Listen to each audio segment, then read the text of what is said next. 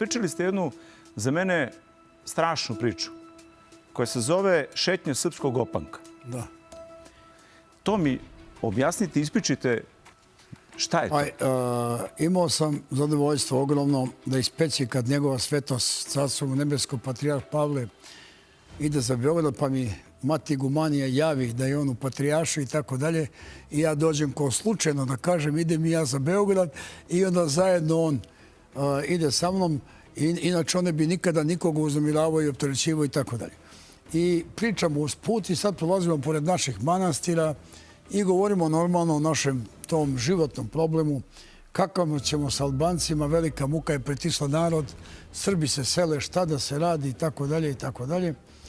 I normalno on kaže, ispriča mi tu priču. Kaže, ima mnogo teže. Uvijek ima teže od težega. I kaže, za vreme tursko dođu Turci kod srpskog domaćina u kuću. I domaćin mora da izađe, da ostavi snahu ili ćerku ili ženu i mora da izađu iz kuće dok Turci ne odrade to što oni hoće.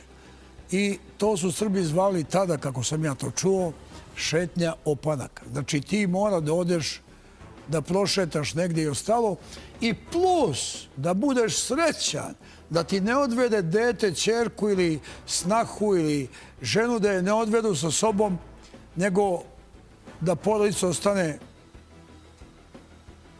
na svom mjestu i tako dalje. I to je nešto što govori o našem narodu. Treba znati trpeti. Treba znati trpeti. Mi to znamo, verujte mi. Mi smo vekove prošli.